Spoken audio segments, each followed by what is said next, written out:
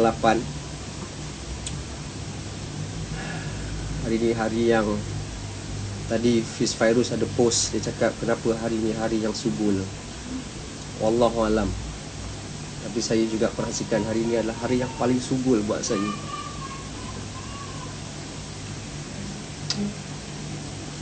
Sekejap sangat Allah pinjamkan dia. Allah.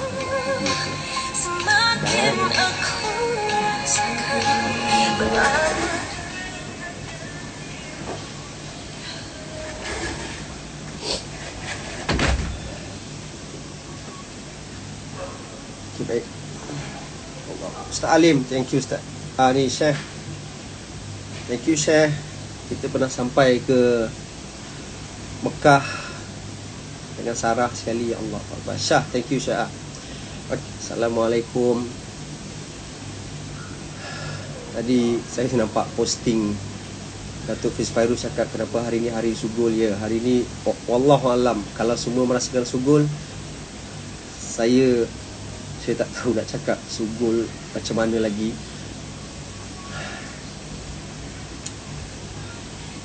Sebenarnya tujuan saya buat live, Bosnet, thank you bos, thank you Bosnet, thank you bro.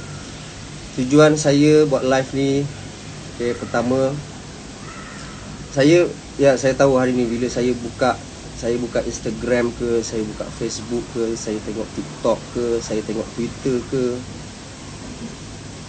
saya tak boleh nak tengok lama pun. Saya hanya boleh scroll sekejap saja. Jadi sebenarnya saya nak, Syafiq Farhan, terima kasih banyak. Sebenarnya pertama saya nak mengucapkan jutaan terima kasih kepada semua follower saya dekat Instagram, ataupun mungkin bukan follower saya pun, tapi yang di Facebook, di TikTok ke, di Twitter ke. Saya nak ucapkan jutaan terima kasih di atas kesudian semua orang adakan masa usaha buatkan bacaan Yasin, buat solat hajat, sedekah atas nama isteri saya, arwah isteri saya. Jadi saya betul-betul, saya dengan rendah, saya tak ada apa-apa pun, dengan rendah dirinya saya nak ucapkan jutaan terima kasih. Sebab kalau saya tengok dekat DM saya pun, sebenarnya saya tak terlarat nak balas. Tapi saya tahu setiap DM yang masuk, setiap tag yang masuk tu sebenarnya adalah mendoakan saya, mendoakan Ayash Afan, anak saya yang baru, dan juga mendoakan isteri saya.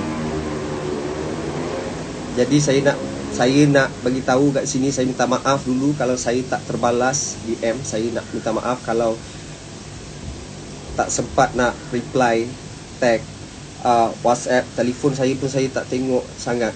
Ada banyak WhatsApp, beratus WhatsApp, ada banyak beratus call, saya tak boleh nak angkat, saya tak boleh nak bercakap sekarang. Jadi saya ucapkan jutaan terima kasih dan saya minta ampun dan maaf. Saya hargai setiap DM, setiap tag, setiap komen, setiap WhatsApp yang masuk dalam telefon saya, setiap call yang masuk, sebab saya tahu semua benda tu adalah kerana kasih sayang, kerana doa, kerana nakkan isteri saya menang, isteri saya sihat. Saya tahu semua menjurus ke arah tu. Jadi saya memang ucapkan jutaan terima kasih. Saya balikkan semua doa-doa tu kepada semua orang yang DM saya, yang tag saya, yang komen dekat Instagram, yang post dekat Instagram masing-masing, dekat Facebook, dekat Twitter, dekat TikTok. Bersama dengan saya berjuang, meminta dengan Allah, mohon dengan Allah kesembuhan isteri saya. Tapi isteri saya bukan milik saya, dia milik Allah. Allah sangat sayangkan dia. Allah pinjamkan dekat saya sekejap je dalam 11 tahun. Dalam 11 tahun. Tapi 11 tahun yang sangat luar biasa untuk saya. Saya bermula daripada tak ada apa-apa Saya nikah dengan dia, saya tak ada, saya hutang mas kahwin, saya tak ada kereta pun, dia jangan ambil saya kalau nak pergi jalan. Saya pindah to first house pasal saya duduk dengan isteri saya atas surat khabar buka puasa, beli dekat bazar Ramadan. Saya cakap dengan dia, sabar, InsyaAllah I akan bagi yang terbaik untuk you. Tapi dia cakap dengan saya, I akan ikut you, apa pun jadi, dia akan ada, I akan ada belakang you, I akan support you. Tapi I nak bagi tahu you, I tak nak susah, dia cakap. Ingat lagi dia cakap dia tak nak susah. So bila dia cakap tak nak susah, saya tanamkan satu azam yang saya cakap dia takkan susah, tapi dia kena tolong saya, support saya, doakan saya. Dan dia buat semua benda tu dalam apa saja keadaan. Saya ingat lagi, saya berniaga dekat bazar, dekat Pawai Selangor. Dia tak pernah malu pun, padahal masa tu dia dah jadi artis tu, benar Raja Lawak. Kemudian daripada tahun pertama pergi ke tahun kedua, ke tahun ketiga, saya pindah rumah. Alhamdulillah rezeki saya makin baik. Saya dapat peluang syuting, saya dapat peluang show. Dan saya masih ingat lagi, saya menang Maharaja Lawak Mega, Maharaja Lawak 2011. Dialah orang yang duduk paling depan menjerit nama saya, meraihkan sang suami. Dahsyat. Padahal masa tu saya rasa saya ni jauh betul dengan dia. Saya ni memang tak ada apa pun, suap je pun. Orang tak kenal pun sangat. Suap sepatu tak ada. Okey. Kemudian perjalanan diteruskan. Dia bersama dengan saya lagi, jatuh bangun. Saya buat bisnes macam-macam. Sampai ada momen saya almost give up. Tapi dia lah orang yang duduk kat belakang saya, cakap, no, you have to go, you can do this. Dan sebenarnya dia memang tuah saya. Disebabkan dia lah, kalau orang cakap dahsyat lah engkau, pandai berniaga, dah jadi usahawan handal sekarang ni, dahsyat. Ada Bubble Bee, ada berpuluh outlet. Saya nak bagi tahu kat sini apa yang saya ada sekarang bukan pasal saya. Saya tumpang tuah dia. Tuah seorang isteri yang taat, yang setia, yang tak pernah mengeluh, yang tak pernah malu pun bersuamikan. Swab. Berbekalkan itu, berbekalkan itu, saya ada kat mana saya sekarang. Taklah saya hebat sangat, tapi Alhamdulillah. Yang paling penting, InsyaAllah saya harap saya dapat bantu ramai orang. Itu perjalanan saya 10 tahun, 11 tahun dengan dia. Saya tumpang lak dia. Lak seorang isteri yang taat, yang sangat penyayang kepada anak-anaknya, yang tak pernah berkira dengan suaminya. Selama hampir 10 tahun, 11 tahun saya kahwin dengan dia, dia tak pernah tanya duit saya. Saya tak pernah ada masalah balik kampung. Saya tak pernah ada masalah tu langsung. Kadang saya dengar orang bergaduh pasal balik kampung. No, saya tak pernah. Sebab mana pun saya nak balik, dia akan ikut. Dia tak kisah pun. Yang penting saya happy, mak saya happy, cukup. Tadi saya dah sebut dia tak pernah tanya pasal duit saya. Ya, dia tak pernah ambil tahu pasal duit yang ada dalam akaun saya. Yang penting saya lunaskan segala keperluan rumah. Bayar rumah, bayar kereta, adakan keperluan dia. Dia tak boleh tak ada maid, tak apa, saya adakan dia maid. Dia tak pernah tanya pun duit saya pergi mana. Okay? Dia tak pernah tanya duit saya pergi mana. lama kelamaan bila nak cerita bab duit, dia yang ajar saya untuk tidak berkira-kira dengan duit. Sebab orang yang asyik mengira duit, Allah bantutkan rezeki dia. Saya tanya dia kenapa nak kita jangan berkira-kira dengan duit. Sebab dia cakap dengan saya, apabila kita berkira-kira dengan duit, kita akan berkira-kira dengan sedekah kita. Ya, make sense. Memang betul. Sebab dia cakap, bila kita tidak berkira-kira dengan sedekah kita, Allah takkan langsung berkira-kira dengan rezeki yang dia nak bagi pada kita. Dan benda tu memang terjadi.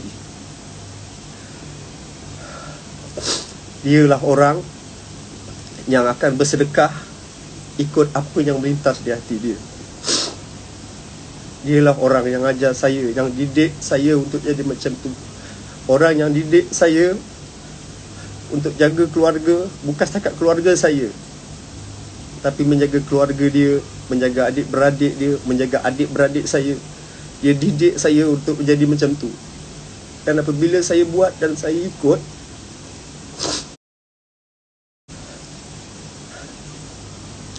berbalik yang tadi tu, yang orang cakap saya terror sangat, bisnes apa semua bubble bee dahsyat, orang berbaris panjang. Sebenarnya magic tu datang daripada apa yang dia ajar saya. Sedekah, jangan berkira, jangan nak sasik kira duit. Sampaikan saya untuk bubble bee, saya jadi pelik. Saya cakap, saya less of effort sebenarnya untuk bubble bee. Saya tak ada pun buat marketing yang gila-gila pun, tapi Allah gerakkan ramai orang untuk datang support saya berbaris panjang-panjang sampai 3-4 jam. So saya nampak benda tu, dan semua tu datang daripada dia. Jadi kat sini saya nak beritahu, saya memang tak ada apa-apa. Saya kosong. Saya tumpang lap dia, saya tumpang tuah dia, saya tumpang tip-tips yang dia bagi. Saya apply dalam diri saya apply dalam keluarga saya, dan saya apply dalam kehidupan saya. Dan ya, Allah mudahkan banyak kerjaan saya, Allah mudahkan bisnes saya.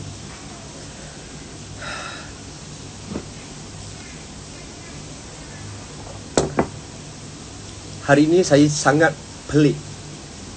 Bukan hari ini je, hari ini, semalam, kemarin. Okay, semenjak dia dimasukkan ke hospital, orang yang mendoakan dia, saya tak tahu daripada pelosok mana datang. Terus saya tertanya-tanya, saya cakap apa lagi yang dia buat yang saya tak tahu sampai macam ni Allah layan dia. Saya cemburu. Sebab saya selalu bercakap dengan dia, Bu, I kalau boleh nak mati syahid, kalau boleh I nak mati hari Jumaat. Dia cakap kenapa nak mati Jumaat? Sebab I nak mati husnul khatimah. I tak boleh tahan siksaan kubur.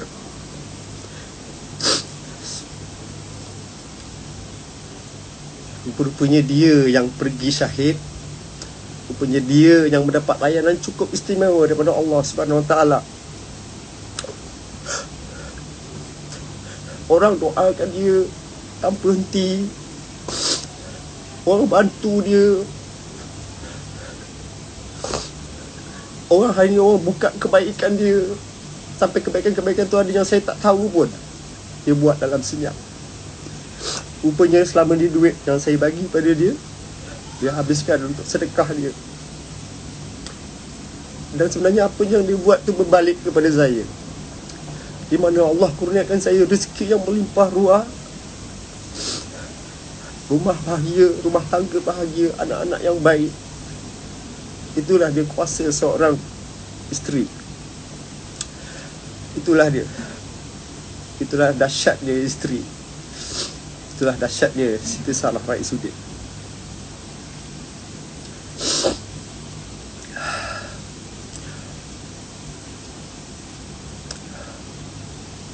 Hari ini pemergian dia sangat luar biasa. Satu persatu Allah permudahkan. Saya masuk ke dalam liang, bertiga. Saya duduk di tengah. Saya pegang pinggang dia, saya turunkan dia. Saya ada ketakutan dalam diri. Saya takut berat ke apa, saya takut. Allahu Akbar. Dia cukup ringan.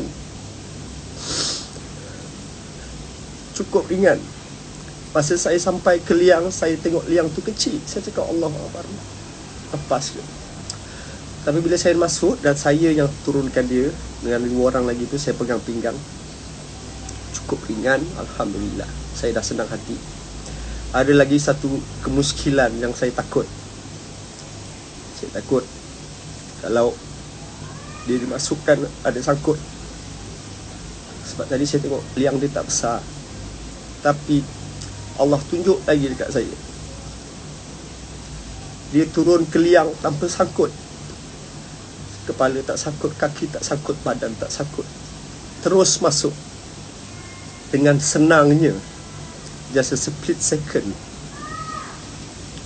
Saya rasa lagi kebesaran Allah. Saya keluar daripada liang.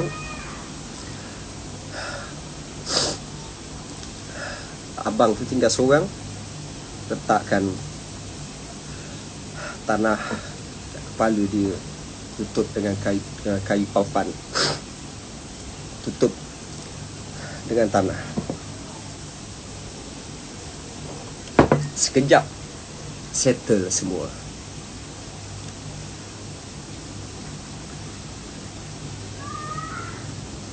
Selesai pemergian dia yang cukup luar biasa bagi saya. Orang ramai tunggu dia. Orang ramai walaupun sekarang ni tengah Covid, orang tunggu. Sampai ke abang polis terpaksa buat kerja bagi tahu pasal SOP.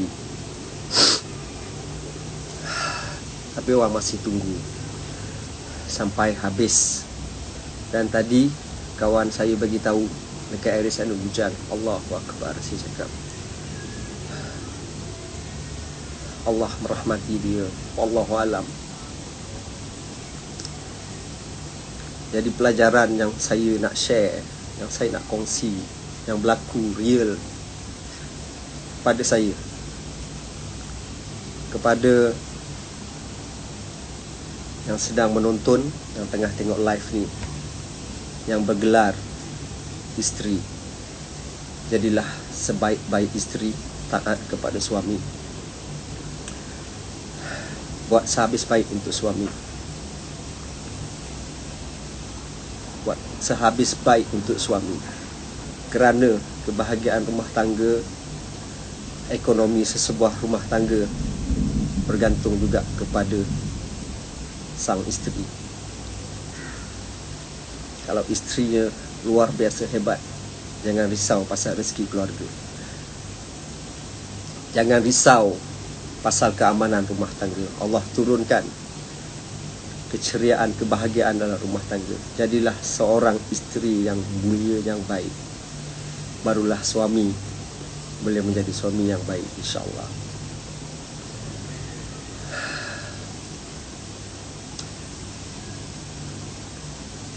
Arwah, saya pernah bergurau dengan dia. Arwah bergurau dengan saya bergurau dengan dia. Kita ada satu habit mendengar surah Al-Waqiah setiap pagi. Sebab itu antara tips untuk orang rezeki. Sebab kata Rasulullah SAW, siapa yang mendengar surah Al-Waqiah di waktu pagi dan malam, dihindari dari kepapaan. Kalau tengok balik surah Al-Waqiah, akan ada perkataan bidadari. Saya usik dia baru sangat dalam minggu lepas. Saya cakap, Bu, nampak tak surah Al-Waqiah? Dia terus bidadari. Dia ni sebenarnya sangat jealous. Kalau sebenarnya kalau saya bagi pick up line dekat sepatu Reunion, dia okey. Tapi jangan bagi pick up line bukan untuk lakonan, dia akan sangat jealous. So dia adalah orang sangat jealous. So bila saya sebut tentang bidadari, dia terus masam. So saya cakap dia cakap bidadari itu bukannya I yang nak, Allah yang bagi. Sebab akan ada 3 golongan. Ini dalam surah Al-Waqiah. Akan ada 3 golongan, iaitu golongan kiri, golongan Golongan yang terdahulu dan golongan kanan ini dilayan istimewa. Dia akan duduk di atas pan-pan yang bertahtakan intan dan berlian. Dan dia akan diiringi dengan bidadari-bidadari. So saya cakap dia, bukan I minta bidadari tu, Allah nak bagi. Kalau I masuk syurga akan ada banyak bidadari. So dia masam lagi. Dia cakap dia, cakap, yang I sebut tadi tu, bidadari tu, I tak nak Allah bagi kalau I masuk syurga. Tapi you kena tahu,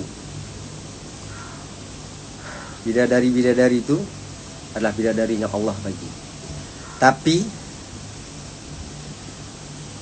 di kalangan bidadari tu akan ada satu yang kita panggil ketua bidadari. Pasti dia macam, wow, ada ketua bidadari ke? Saya cakap, yep. Dan ketua bidadari itu adalah you. Baru dia senyum. Saya cakap dengan dia, you tahu tak, bidadari yang Allah bagi dalam syurga kepada lelaki-lelaki yang masuk syurga, kalau tengok ayat surah Al-Waqiah, bidadari itu tak pernah diusir. Maksudnya dia dilahirkan, orang tak pernah sentuh dia, dan dia adalah dara. Okey. Tapi saya cakap, you tahu tak, bidadari dekat syurga, siapa bidadari paling cantik? Dia tanya, tak tahu. Dia cakap tak tahu siapa. Bidadari paling cantik dalam syurga adalah bidadari yang berasal daripada dunia. Dan bidadari yang berasal daripada dunia adalah isteri kita. Apabila kita redha dengan dia, kita ampunkan dia, kita bagi dia line clear lah, dia akan menjadi ketua bidadari kita di syurga nanti. Dan dia bidadari yang paling cantik di kalangan bidadari-bidadari yang ada. Dia akan duduk paling depan, dan bidadari-bidadari yang Allah bagi tu akan duduk di belakangnya. So saya cakap, you ketua bidadari yang paling cantik daripada bidadari-bidadari lain, dan you adalah ketua bidadari yang pandai nyanyi. Kalah semua bidadari. Dia senyum lebar. Tapi saya tak sangka saya dah tak boleh tengok senyuman dia lagi.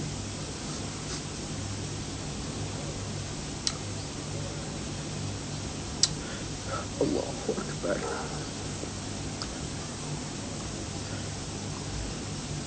Saya bukan meratapi pemergian dia, sebab saya redha. Saya sangat redha dengan pemergian dia. Saya sabar dengan ujian Allah ni.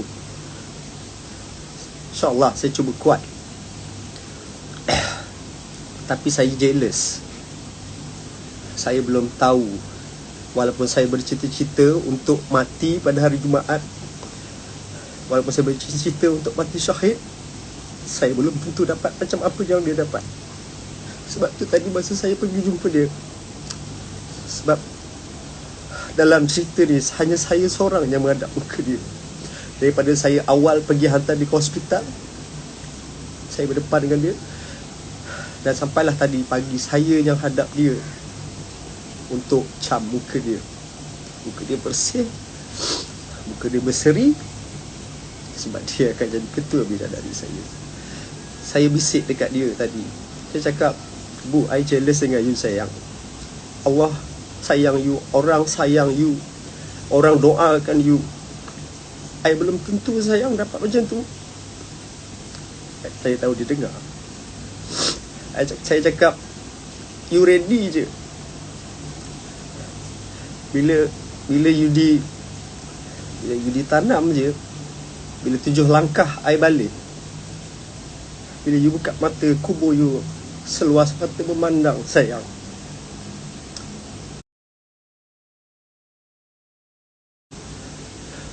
Dan mungkin masa tu malaikat pun malas nak tanya you sayang. Dan mungkin masa tu you dah pegang mic, you nyanyi sebab you suka menyanyi. Sebab orang pernah cakap dengan saya, apa yang kita suka dia, benda tu akan ada di syurga. Mungkin dia sedang menyanyi di depan ratusan juta orang. Allahu Akbar. Pelajaran yang sangat luar biasa. sangat luar biasa.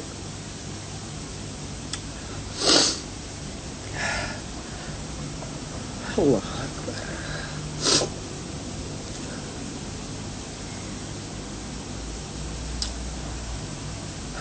Tadi bila saya balik rumah, dalam perjalanan saya duk fikir. Saya cakap macam mana saya nak cakap dengan anak-anak saya. Sebab anak saya tak tahu. Sebab masa mak dia pergi, anak saya baru tidur. Sebab pada pukul 2 pagi doktor buat video call dan kita orang dapat bercakap, walaupun rumah saya koma masa tu. Rumah saya tak sedar pun. Semua budak dapat bercakap. Lepas tu budak tidur. Dan apabila saya tahu rumah saya dah tak ada, saya tak kejut anak-anak saya. So tadi bila saya dah sampai rumah,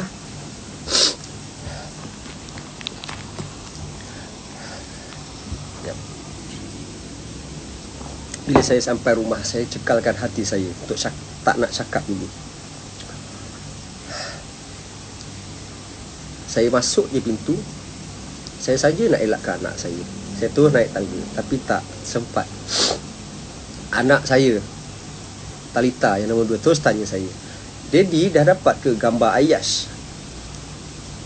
Macam kena sentap jantung saya. Saya cakap, "Belum. Daddy nak kena mandi dulu pasal Daddy daripada luar." So saya mandi. Dalam mandi, saya mandi lama sangat hari ni. Sebab saya ada satu habit. Isteri saya takkan mandi selagi saya tak mandikan dia. So bila saya tengok bilik air, saya jadi macam Allah, dia dah tak ada dah pakai bilik air ni kan. So saya mandi lama. Saya mandi sangat lama. Sebab saya fikir sekali macam mana saya nak cakap dengan anak saya. Saya cekalkan hati, saya ambil air semayang. Saya turun bawah, saya makan. Dengan melihat anak-anak saya yang tak tahu lagi ibunya dah tak ada. Lepas saya makan, azan. Saya naik atas ambil semayang. Saya naik atas ambil semayang. Saya tengah ambil semayang, mak mentua saya telefon. Dia cakap, kau kena turun. Kau kena cakap dengan anak-anak kau. Sebab diorang dah tengok YouTube. Dah keluar gambar ibu dia. Dah keluar gambar kau dekat kubur. Saya cakap, Allah Akbar, ini dugaan paling berat yang saya nak kena buat ni. Saya cekalkan hati dengan berbekalkan air semayang. Saya turun, saya panggil anak-anak saya. Saya panggil dan saya terangkan. Saya panggil dengan depan saya tu dekat ruang tamu. TV terbuka, tajuk dia Siti Sarah sudah tiada, macam gitulah. So anak saya yang nombor 1, Yuwais, yang muka macam ibu dia tu tanya, "Daddy, betul ke ni? Ibu dah tak ada." So saya cakap, "Mai sini Daddy nak cakap sesuatu." Saya panggil tiga tu, saya cakap depan orang. Saya cakap yang selama ni, yang berhari-hari selepas solat fardu, dia cakap apa? "Jom kita buat solat hajat." Kenapa kita nak buat solat hajat? Sebab kita kena doakan ibu balik. Kenapa ibu kena balik? Sebab ibu tak sihat, ibu kat hospital.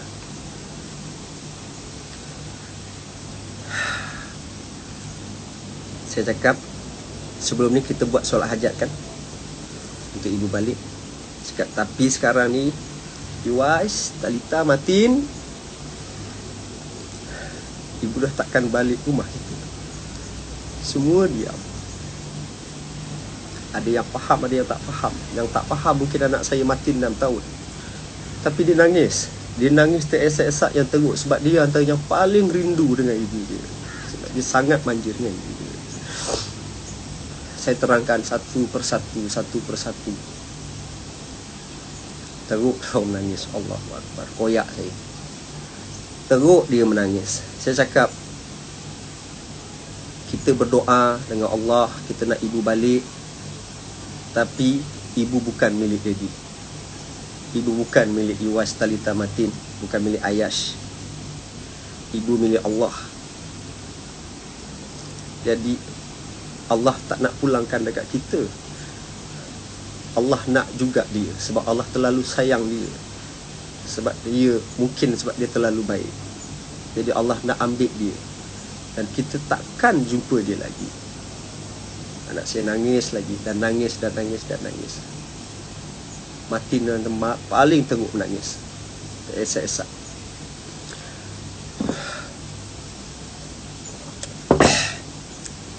Tapi lama-lama dia faham juga. So saya cakap, ibu pesan, Iwais Talita Matin Ayash kena jadi anak soleh dan solehah. Sebab bila ibu dekat sana, harta dia adalah anak-anak dia. So dia nak anak-anak dia jadi anak yang soleh, solehah, pandai mengaji, sembahyang, dan semua alhamdulillah faham. Allah kurniakan lagi kemudahan buat saya. Lepas tu terus saya ajak anak-anak saya sembahyang. Tapi bezanya kali ni tiada solat hajat.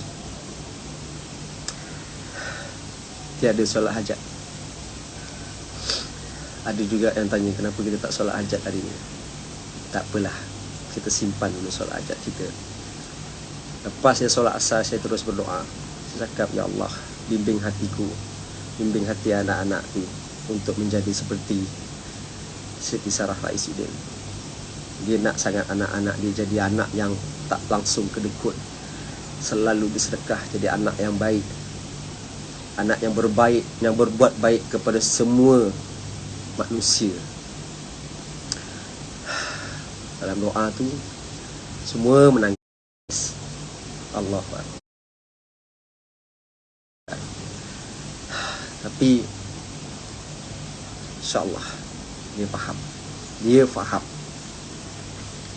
Lepas satu bab, ada satu lagi yang saya cuba sampaikan. COVID-19 is real. Sebelum perginya isteri saya, mate saya telah pergi dulu minggu lepas, hari Jumaat. COVID-19 is real. Dulu saya orang yang tak berapa percaya pun dengan COVID. Tapi bila kena